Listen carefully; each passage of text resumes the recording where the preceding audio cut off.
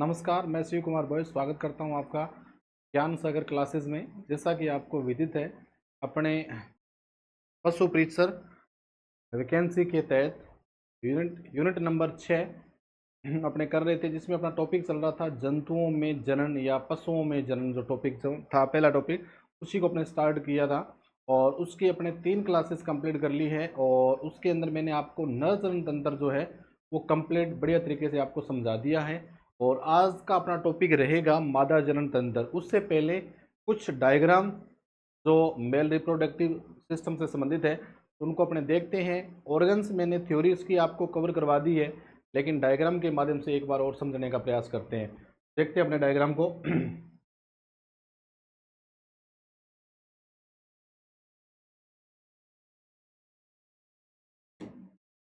तो सबसे पहले आपके सामने जो डायग्राम है वो है मेल रिप्रोडक्टिव सिस्टम का। तो इसके अंदर आप देखिए, जैसे जैसे आपको पार्ट दिखाई दे रहे हैं, अब देखो इसके अंदर ऊपर ही ऊपर लिखा गया है सेमिनल वेसिकल। क्या लिखा गया है? Seminal vesicle. इसका मतलब क्या होता है सेमिनल वेसिकल? उसके बाद है इजेकुलेटरी डक्ट, उसके बाद ब्लिड, crus penis, corpus cavernosum, vas deferens, है ना, deep artery, glans penis, testis. ये सारे के सारे जो भाग है वो किसके अंदर है? मेल रिप्रोडक्टिव सिस्टम के अंदर। मैंने आपको कौन कौन से भाग करवाए हैं बेटा? देखो, एक तो मैंने आपको करवाई है प्रोस्टेट ग्रंथि के बारे में, मैंने आपको बताया है।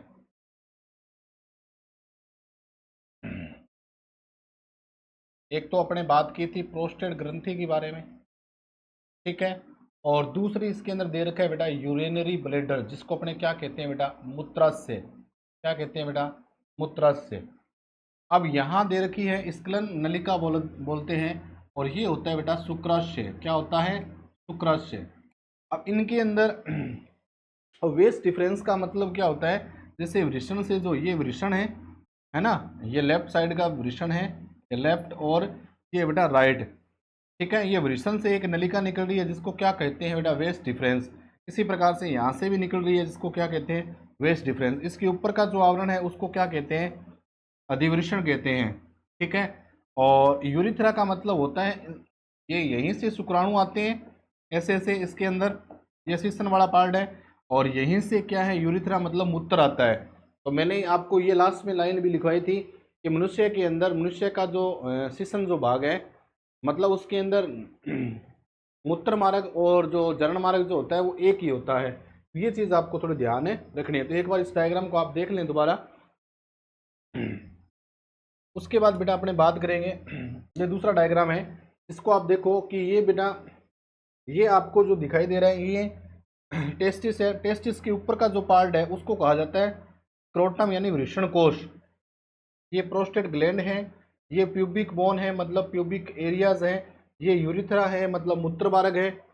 ये ऊपर का जो आवरण है इसको क्या नाम दिए बेटा? वृषण के ऊपर का आवरण जो है एपिडिडाइमिस, यूरिथ्रा है, बल्बो यूरिथ्रल ग्रंथि है, प्रोस्टेट ग्रंथि है। सेमिनल वेसिकल का मतलब क्या होता है? शुक्राशय। यूरिनरी ब्लैडर का मतलब होता है मूत्राशय, है ना। ये यूरिटर है मतलब मूत्र वाहिनियां हैं। मूत्र वाहिनियों से ये आगे किस में प्रवेश कर रहा है? यूरिथ्रा के अंदर। तो ये भी मेल रिप्रोडक्टिव सिस्टम है, तो भी आप देख लें। उसके बाद अपने बात कर रहे थे बेटा, देखो ये मेल और फीमेल दोनों को साथ में देखो, एक साथ। एक बार आप इसको देखें आप बढ़िया तरीके से। अब देखो यहाँ ये पेनिस है, ठीक है, पेनिस हेड है ये यूरिथ्रा है, और इसी से क्या आएगा? मूत्र आता है बाहर, और इसी से क्या आएगा बेटा? शुक्राणु बाहर आएंगे। ये टेस्टिकल है ना, ये बल्बो यूरेथ्रल ग्रंथि है, ये प्रोस्टेट है, ये शुक्राशय है। ये वेस्ट डिफरेंस का मतलब होता है शुक्र वाहिनी। ये वृषण से निकल रही है ना इस प्रकार की नलिका, वो होती है जिसमें शुक्राणु बहेंगे शुक्राशय। ये होता है मूत्राशय, यूरिनरी ब्लैडर इसको बोला जाता है। अब देखो फीमेल के अंदर क्या है बेटा? ये जो पार्ट जो है इसको कहा जाता है वेजाइना, है ना। और ये जो होती है, देखो ये जो होती है इसको कहा जाता है बेटा सर्विक्स। ये जो पार्ट जो है बेटा इसको सर्विक्स यानी बच्चादानी कहते हैं। और ये आपको पता है लेफ्ट और राइट साइड के अंदर ओवरी है, अंडाशय है ना। और इसका जो इस प्रकार का जो भाग है, इस प्रकार से ये भाग होता है, तो कहा जाता है फिम्बरी यानी झालर कहा जाता है। और ये जो पार्ट है जहाँ निषेचन होता है, इसको कहा जाता है फेलोपियन ट्यूब। और ये होता है यूट्रस का मतलब होता है गर्भाशय। क्या होता है? गर्भाशय। तो ये पार्ट भी अपने को थोड़ा ध्यान है रखना है। उसके बाद देखो मेल और फीमेल, वापिस आपको देखो ये वृषण है नर के, है ना। और इससे क्या निकल रही है? वेस्ट डिफरेंस निकल रही है। और आगे ये जो भाग है वो मूत्राशय है।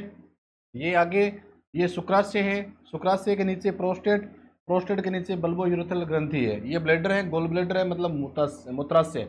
अब देखो ये फीमेल के लिए वेजाइना है। ये सर्विक्स है, मतलब बच्चादानी है। इसके ऊपर ये परत है एंडोमेट्रियम। ये ओवरी है दोनों तरफ। और ओवरी से ऊपर की तरफ ये जो भाग है इसको बोला जाता है फिम्बरी बोला जाता है। ये यूट्रस है, मतलब गर्भाशय है। और ये बेटा कौन सी है? फेलोपियन ट्यूब या अंडवाहिनी नलिका जिसको कहते हैं। इसको आप नोट कर सकते हैं बेटा। उसके बाद ये डायग्राम भी आप देख लीजिए बेटा, है ना। ये ग्लास पेनिस का मतलब होता है सिस्टम के ऊपर का जो भाग जो होता है ना, जिसको ग्लास पेनिस मुचंद कहा जाता है। तो ये आगे का भाग जो है ये यूरिथ्रा मतलब मूत्रवारक है बेटा। ये चीज़ थोड़ी ध्यान रखनी है ना। ये इसके अंदर की परत है मायोमेट्रियम, एंडोमेट्रियम, ओवरी, है ना। और ovarian ligament, cervical canal. Cervical canal या बर्थ कैनाल बोला जाता है, जहाँ से बच्चा बाहर आता है। यहाँ से बच्चा का क्या आएगा बेटा? बाहर आएगा। इसको बर्थ कैनाल भी बोला जाता है, बर्थ कैनाल। तो ये चीज़ आपको थोड़ी ध्यान है रखनी है बेटा। यहाँ तक बात समझ में आ गई? तो अपने चलते हैं बेटा, अब अपने बात करते हैं फीमेल रिप्रोडक्टिव सिस्टम की। तो बिना कोई देरी किए अपने टॉपिक स्टार्ट करते हैं बेटा। हेडिंग का ये मादा जनन तंत्र।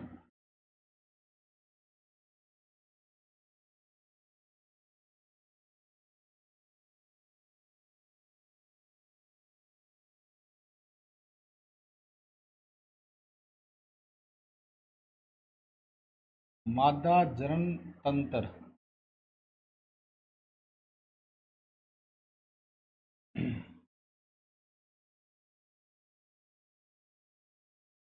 को कहा जाता है फीमेल रिप्रोडक्टिव सिस्टम।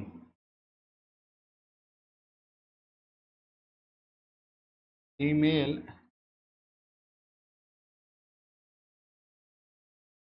रिप्रोडक्टिव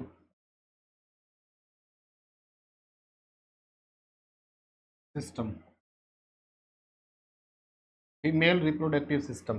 अब आपको मैंने बताया था कि कोई भी तंत्र हो उसके अंदर दो भाग रहेंगे, एक तो प्राथमिक जनन अंग रहेगा और दूसरा कौन सा रहेगा बेटा? मादा जनन अंग रहेगा। तो सबसे पहले अपने बात करेंगे प्राथमिक जनन अंग का मतलब क्या होता है। ऐसा जनन अंग थोड़ा ध्यान रखेंगे कि मादा जनन तंत्र जो है वो भी आगे कितने भागों में बंटेगा बेटा? दो भागों में।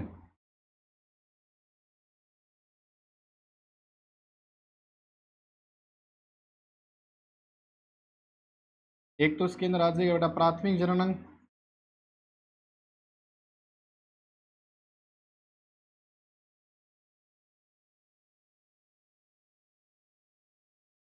और दूसरा इसमें आ जाएगा बेटा द्वितीयक जनन अंग।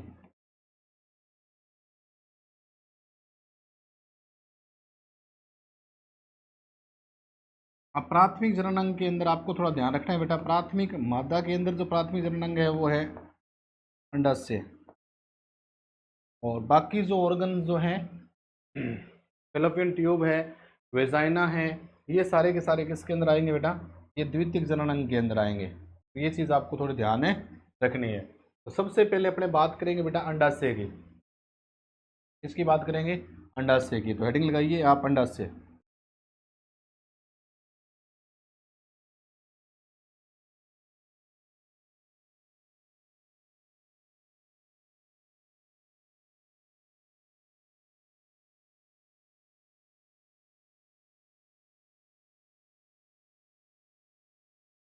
तो सबसे पहली और महत्वपूर्ण बात यह है प्राथमिक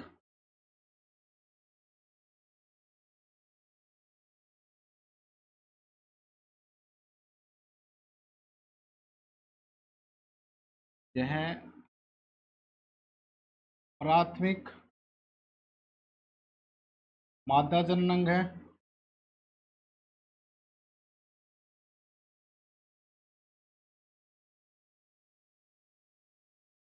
यह प्राथमिक मादा जननांग है क्योंकि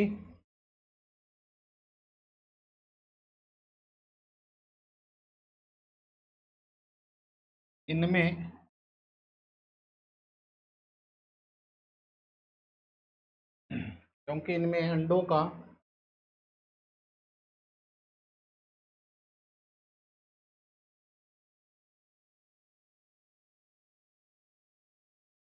अंडों का निर्माण होता है। क्या होता है? बाकी सभी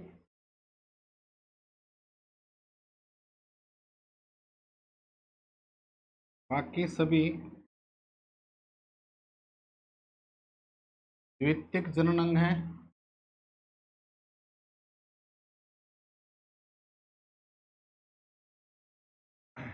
क्योंकि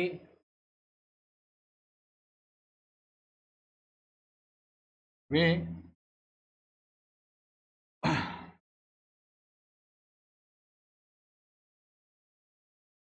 अंडों का परिवहन व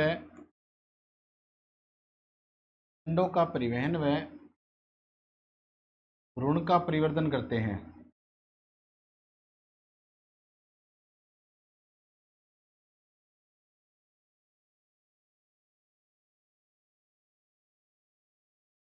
ये चीज आप थोड़ा ध्यान रखेंगे। ये प्राथमिक अंडाशय जो है बेटा वो प्राथमिक मादा जननांग है क्योंकि इनमें अंडों का निर्माण होता है। बाकी सभी द्वितीयक जननांग है क्योंकि वे अंडों का परिवहन व भ्रूण का क्या करते हैं बेटा? परिवहन करते हैं।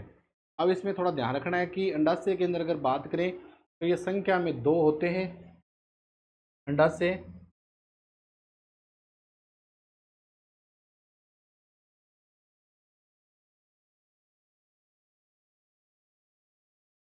ये संख्या में 2 होते हैं। ठीक है, ये संख्या में 2 होते हैं। इनमें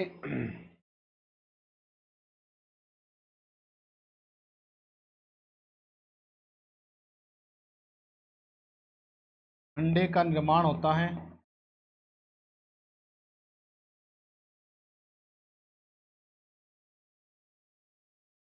और ध्यान रखेंगे अंडे का बनना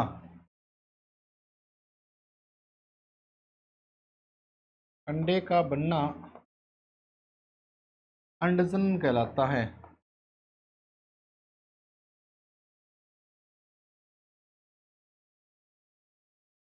अंडे का बनना अंडजनन कहलाता है। और शुक्राणु का बनना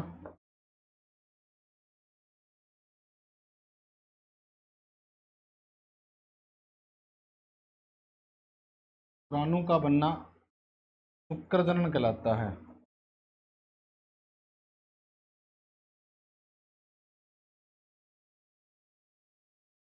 तो ये चीज आप थोड़ा ध्यान रखेंगे। ये प्राथमिक मादा जननांग है क्योंकि इनमें अंडों का निर्माण होता है। बाकी सभी द्वितीयक जननांग है क्योंकि वे अंडों का परिवहन व भ्रूण का परिवर्धन करते हैं।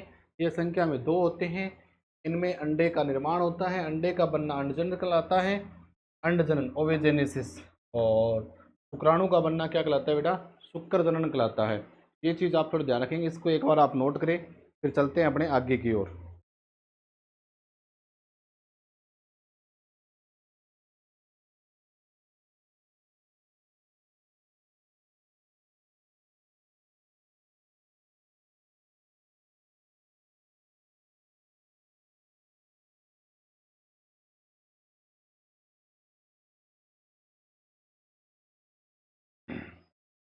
अपने बात कर रहे थे बेटा शुक्राणु का बनना क्या कहलाता है?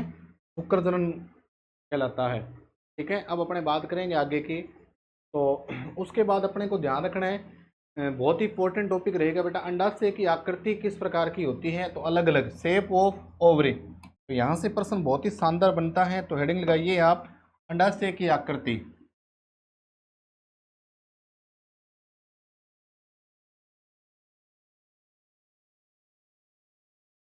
यहाँ से प्रश्न बहुत ही शानदार बनता है, अंडाशय की आकृति, शेप ऑफ ओवरी। अब ध्यान रखेंगे अंडाशय की जो आकृति है वो अंडाकार किन में होती है, तो थोड़ा ध्यान रखेंगे आप।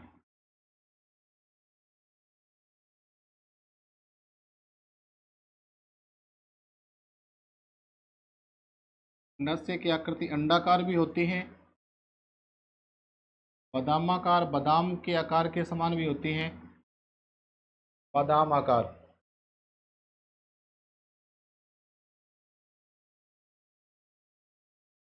अंडाकार भी होती हैं, बादाम आकार भी होती हैं, किडनी शेप भी होती हैं, किडनी शेप या बीन के आकार की, किडनी शेप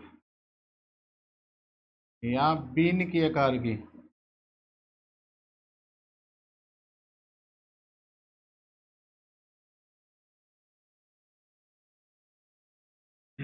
और लास्ट इसमें अंगूरों के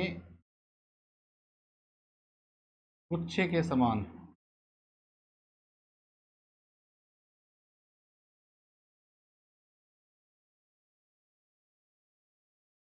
ये 4 प्रकार की आकृति आपको इसमें वेरी वेरी मोस्ट क्वेश्चन बनता है बेटा, एग्जाम में छपने वाला प्रश्न है ये।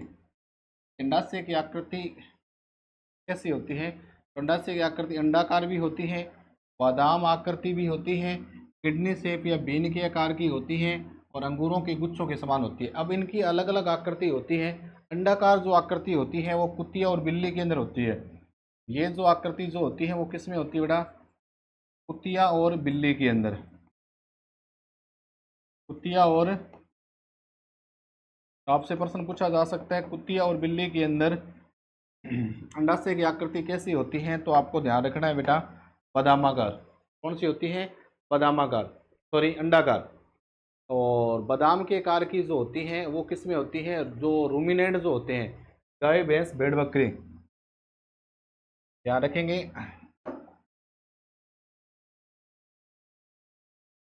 जो रूमिनेंट्स जो है उनके अंदर होती है गाय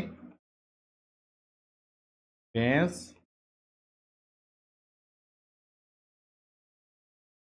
भेड़ और बकरी। इसकी जो आकृति होती है वो बादाम के समान होती है, गाय भैंस भेड़ बकरी। और किडनी शेप या वृक्क के आकार की या बीन शेप जो आकृति होती है वो होती है घोड़ी की, घोड़ी की।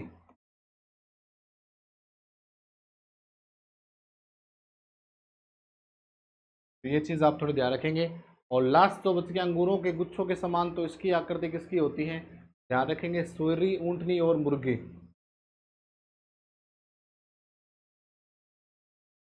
क्या आ जाएगा, सुअरी,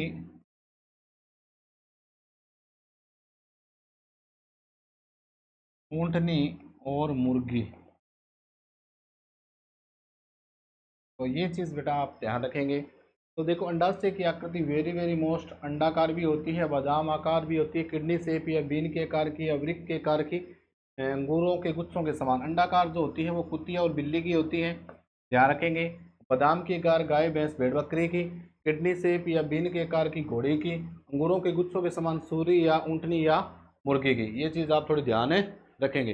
अब अपने बात करेंगे अंडवाहिनी की। किसकी बात करेंगे, अंडवाहिनी की, को कहते हैं ओविडक्ट। तो नेक्स्ट आप हेडिंग लगाइए अंडवाहिनी।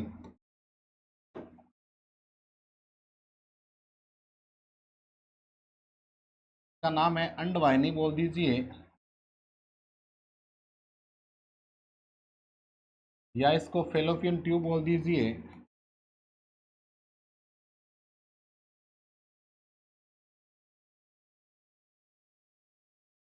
या इसको डिम्ब वाहिनी बोल दीजिए।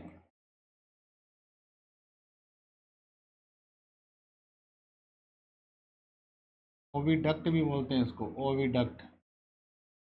ये इसी के नाम है। अंडवाहिनी एक ऐसा भाग होता है जहाँ अगर आपसे प्रश्न पूछा जाए कि मानव में निषेचन कहाँ होता है, तो आपको ध्यान रखना है निषेचन की जो प्रक्रिया होती है वो अंडवाहिनी के अंदर होती है। कहाँ होती है, अंडवाहिनी के अंदर। अंडवाहिनी के अंदर अगर भाग पूछे तो वो होता है एम्पुला भाग के अंदर। तो ये चीज़ ध्यान रखेंगे। अंडवाहिनी आगे गर्भाशय में खुलती है, तो एक लाइन आप लिखेंगे अंडवाहिनी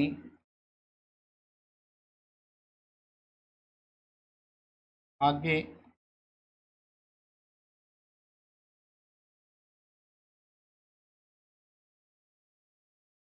गर्भाशय में खुलती है।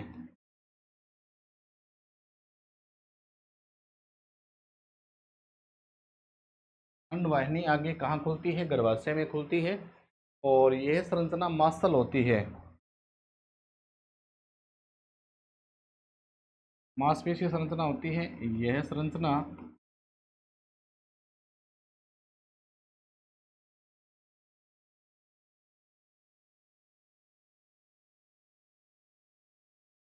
ये संरचना क्या होती है? मसल होती है, जिसमें बच्चा गर्भकाल के दौरान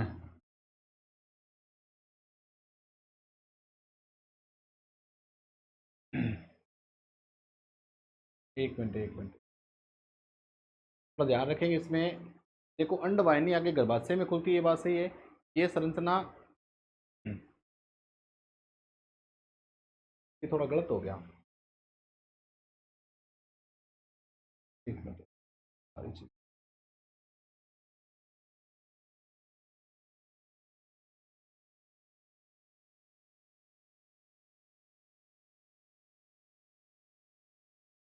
ये चीज एक मिनट।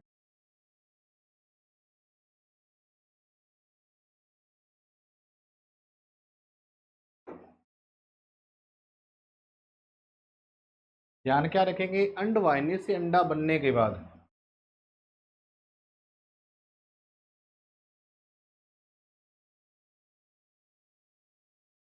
अंडवाहिनी से अंडा बनने के बाद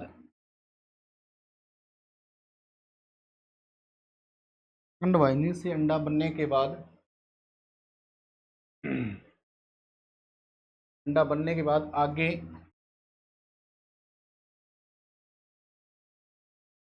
आगे अंडवाहिनी में खुलता है। कहाँ खुलता है? अंडवाहिनी में आता है आगे।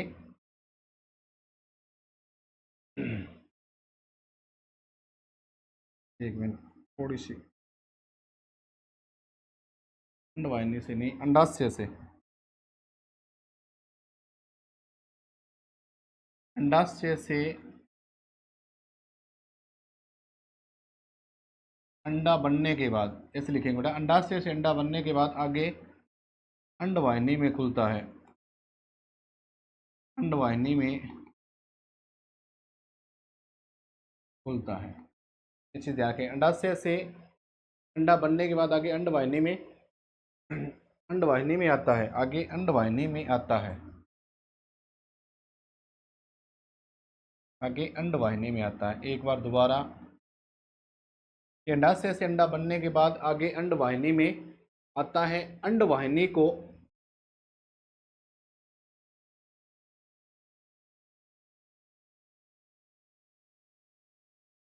अंडवाहिनी को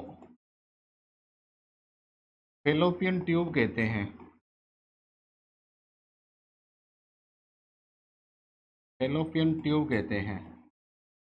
और इसके अंदर ध्यान रखेंगे, अंडवाहिनी के एम्पुला भाग में, अगर वैसे प्रश्न पूछा जाए निषेचन कहाँ होता है, तो अंडवाहिनी में। और अंडवाहिनी का भाग पूछे तो ध्यान रखना है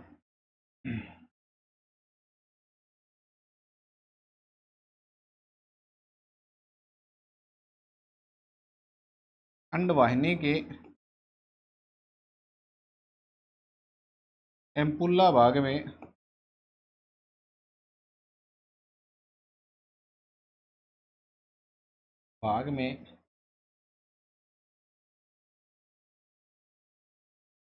निषेचन होता है। कौन से भाग में होता है बेटा? तो ये चीज ध्यान रखनी है कि अंडवाहिनी, फेलोपियन ट्यूब, डिम वाहिनी या ओविडक्ट, अंडाशय से अंडा बनने के बाद आगे अंडवाहिनी में आता है। अंडवाहिनी को फेलोपियन ट्यूब कहते हैं। अंडवाहिनी के एम्पुला भाग में क्या होता है? निषेचन होता है। अब अपने बात करेंगे किसकी बेटा? गर्भाशय की। किसकी बात करेंगे? गर्भाशय की। मतलब गर्भ जो कहाँ रहता है बेटा? गर्भाशय में रहता है। तो ध्यान रखेंगे गर्भाशय।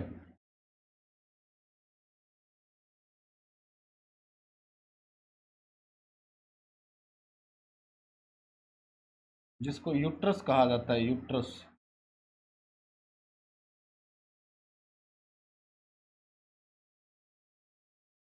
तो ध्यान रखेंगे अंडवाहिनी आगे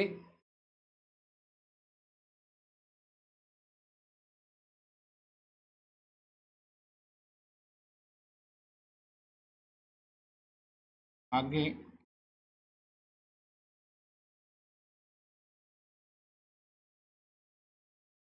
गर्भाशय में खुलती है। कहाँ खुलती है बेटा? गर्भाशय में खुलती है। अंडवाहिनी आगे गर्भाशय में खुलती है। यह संरचना मांसल होती है।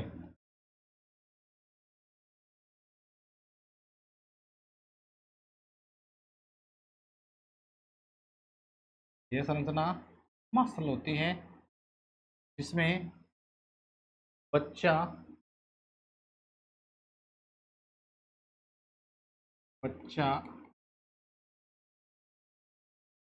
गर्भकाल मतलब प्रेगनेंसी के दौरान, गर्भकाल के दौरान पलता है।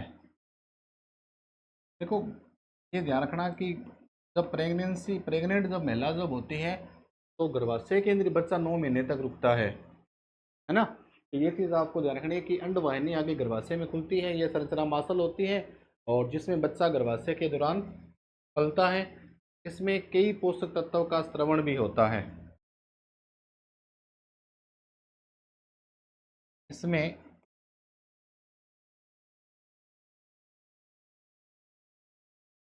कई पोषक तत्वों का स्रवण होता है। अब बात करेंगे बेटा गर्भाशय की आकृति। बहुत ही शानदार प्रश्न बनता है इसमें बेटा, गर्भाशय की आकृति से संबंधित।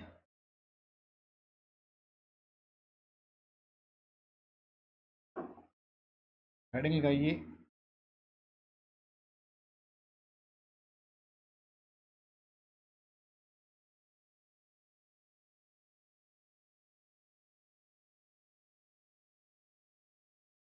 मोस्ट बनता है गर्भाशय की आकृति। तो इसमें थोड़ा ध्यान रखेंगे,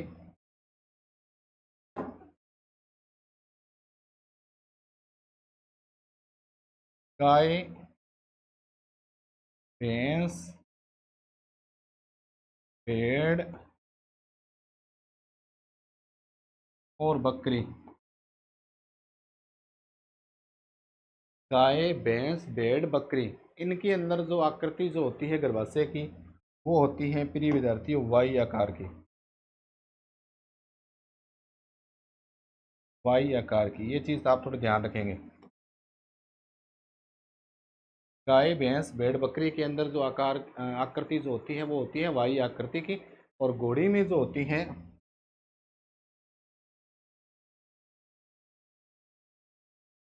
घोड़ी में जो होती है वो होती है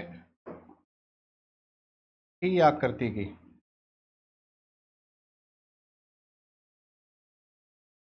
कौन सी आकृति की? टी आकृति की, ध्यान रखेंगे। और जो कुतिया जो होती है उसमें होती है वी आकृति की।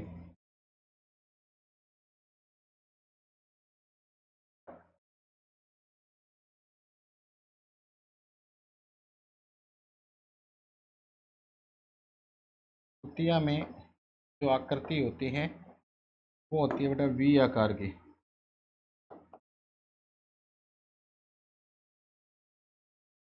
तो ये प्रश्न भी अच्छा बनता है। गाय, भैंस, भेड़, बकरी के अंदर जो आकृति होती है वो तो वाई आकार की, घोड़े में टी आकृति की, और कुतिया में होती है वी आकार की, और ऊंटनी में होती है वी व वाई।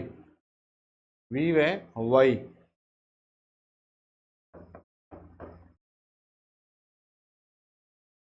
ऊंटनी में जो आकृति होती है वो होती है बेटा वी व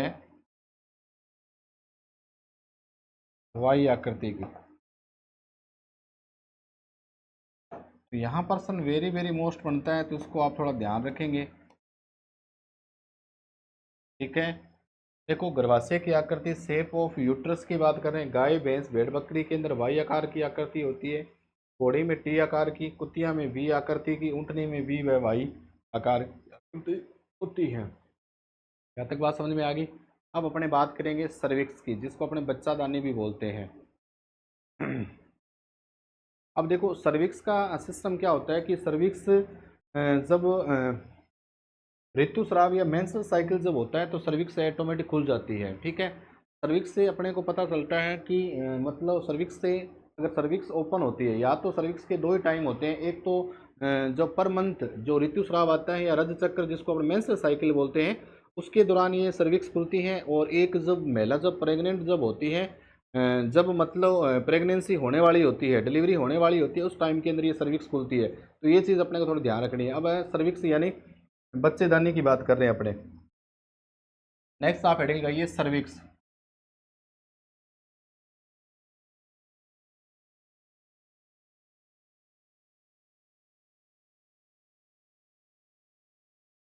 सर्विक्स,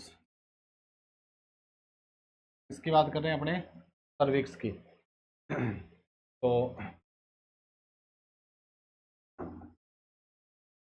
इसे गर्भाशय का मुंह है, इसे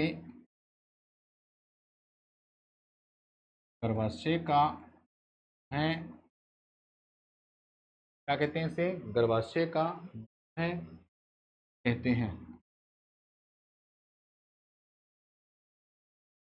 ये अच्छा प्रश्न है कि इसे क्या कहते हैं बेटा, गर्भाशय का मुंह है।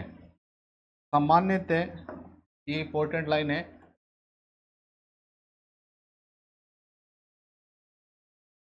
सामान्यतः सर्विक्स बंद होती है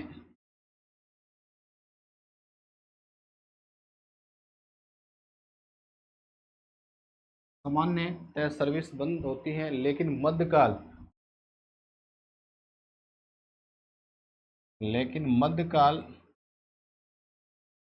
पाला पाला गर्मी, ताव वह वह हीट के दौरान खुलती है।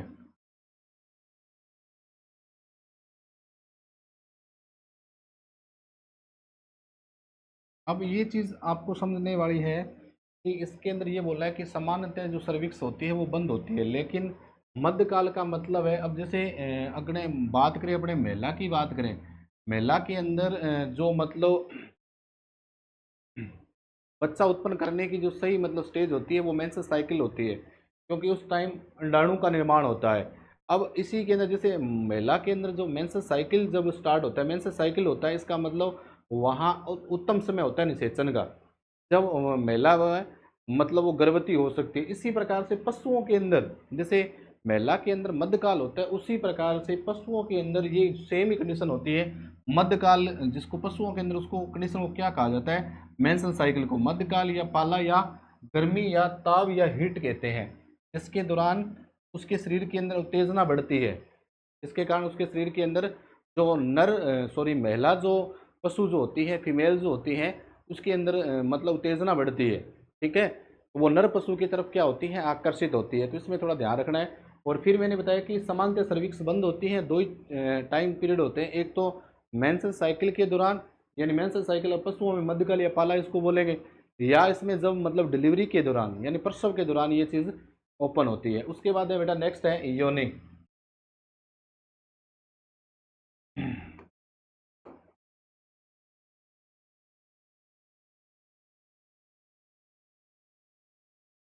योनि यानी वेजाइना।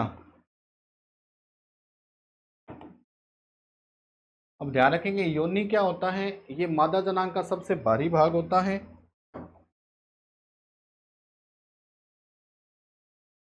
यह मादा जनांग का सबसे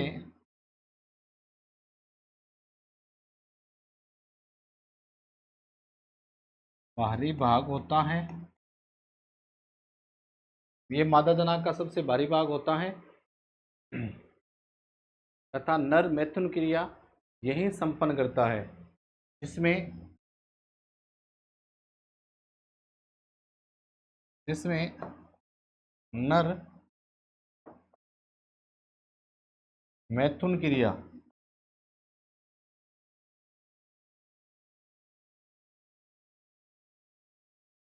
संपन्न करता है। क्या करता है? संपन्न करता है। और इसे प्रसवनाल भी कहते हैं।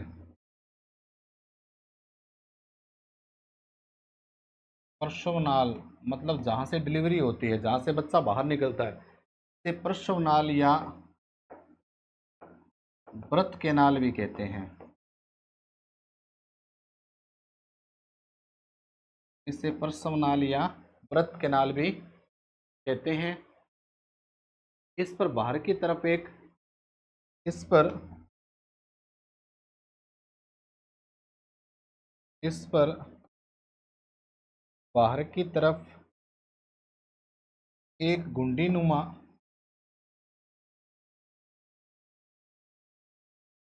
नुमा संरचना होती है।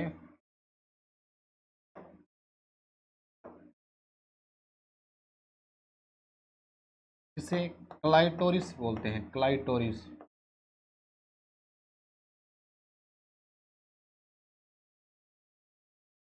अब क्लाइटोरिस का मतलब होता है कि जो फीमेल का जो योनि वाला पार्ट होता है उसमें मुख्यतः दो छिद्र होते हैं। मतलब निषेचन के लिए एक अलग छिद्र होता है, यूरिन के लिए एक अलग छिद्र होता है। तो वहीं एक एक प्रकार का छिद्र है क्लाइटोरिस। तो ये चीज़ आप थोड़ा ध्यान रखेंगे। तो ये चीज़ अपने पढ़ रहे थे। तो ये था फीमेल रिप्रोडक्टिव सिस्टम जिसके बारे में अपने चर्चा की है। एक बार दोबारा मैं आपको बता देता हूँ कि क्या कुछ अपने पढ़ा है। तो एक बार अपने जल्दी जल्दी पढ़ लेते हैं, थोड़ा रिवाइज कर लेते हैं बेटा। आज का टॉपिक अपना स्टार्ट था बेटा मादा जनन तंत्र के अंदर। मैंने बताया कि मादा जनन तंत्र है वो दो भागों में, प्राथमिक और द्वितीयक के अंदर। फिर प्राथमिक क्या होता है, द्वितीयक क्या होता है, ये अपने पढ़े। तो अंडाशय ये प्राथमिक मादा जनन अंग है क्योंकि इनमें अंडों का निर्माण होता है। बाकी सारे अंग जो है द्वितीयक जनन अंग है क्योंकि वे अंडों का परिवहन, भ्रूण का परिवर्धन करते हैं। अब अंडाशय की संख्या कितनी होती है? दो होती हैं। इनमें अंडे का निर्माण होता है, अंडे का बनना अंडजन कहलाता है और शुक्राणु का बनना शुक्रजनन कहलाता है। उसके बाद अपने बात की कि अंडाशय की आकृति वेरी वेरी मोस्ट है, अंडाकार, बादामाकार, किडनी शेप या बीन के कार, अंगूरों के गुच्छों के समान। तो आपसे प्रश्न पूछा जाएगा अंडाकार आकृति निम्न में से किस जानवर की है? कुतिया और बिल्ली की। बादाम आकार की गाय, भैंस, भेड़, बकरी की। किडनी शेप या बीन के आकार की या वृक्क के आकार की। इसको वृक्क भी बोला जाता है, किडनी को क्या बोला जाता है बेटा? वृक्क। तो घोड़े की। और अंगूरों के गुच्छे के समान सोरी, ऊँटनी और मुर्गे की। उसके बाद अपने बात की अंडवाहिनी, फेलोपियन ट्यूब या डिम वाहिनी। अंडाशय से अंडा बनने के बाद आगे अंडवाहिनी में आता है। अंडवाहिनी को फेलोपियन ट्यूब कहते हैं। अंडवाहिनी के एम्पुल्ला भाग, क्योंकि अंडवाहिनी के तीन भाग होते हैं, है ना, इस्तमस, एम्पुल्ला और इनफंडिबुलम। उसके एम्पुल्ला भाग में क्या होता है बेटा? निषेचन होता है। उसके बाद गर्भाशय, अंडवाहिनी आगे गर्भाशय में खुलती है। यह संरचना मासल होती है जिसमें बच्चा गर्भकाल के दौरान पलता है, क्योंकि गर्भ प्लसाशय जो बच्चा जो 9 महीने जो रहता है ना वो गर्भाशय में रहता है। और इसका जैसे जैसे वो प्रेग्नेंट के दौरान इसका आकार क्या धीरे धीरे पेट का आकार बढ़ता रहता है। तो इसमें कई पोषक तत्वों का स्त्रावण होता है। ये भी प्रश्न यहाँ से वेस्ट बनता है। गर्भाशय की आकृति गाय, भैंस, भेड़, बकरी में वाई आकार की होती है, घोड़े में टी आकृति की, कुतिया में वी आकार की, ऊँटनी में वी व वाई आकार की। उसके बाद अपने बात करेंगे सर्विक्स की। इसे गर्भाशय का मुंह कहते हैं। सामान्यतः सर्विक्स बंद होती है लेकिन मध्यकाल, पाला, गर्मी या ताव के दौरान ये खुलती है। योनि क्या है? ये मादा जनांग का सबसे भारी भाग होता है और नर का सबसे भारी भाग होता है वो पेनिस होता है। मादा का सबसे भारी भाग योनि और नर का सबसे भारी भाग होता है वो नर का सबसे भारी भाग पेनिस होता है, मादा का सबसे भारी भाग होता है योनि, जिसमें नर मैथुन क्रिया संपन्न करता है। इसे प्रसवनाल भी कहते हैं। प्रसवनाल क्यों कहता है? क्योंकि यहाँ से बच्चा बाहर निकलता है। इस पर बाहर की तरफ एक गुंडीनुमा संरचना होती है जिसे क्या कहते हैं? क्लाइटोरिस। तो इसके बाद अपने नेक्स्ट टॉपिक जो स्टार्ट करेंगे बेटा वो नया टॉपिक स्टार्ट करेंगे, मतलब इसी से आगे कंटिन्यू करेंगे बेटा मध्य चक्र को। आशा करता हूँ कि आपको बात समझ में आ गई होगी। तो आज के लिए बस इतना ही। जय हिंद, जय भारत।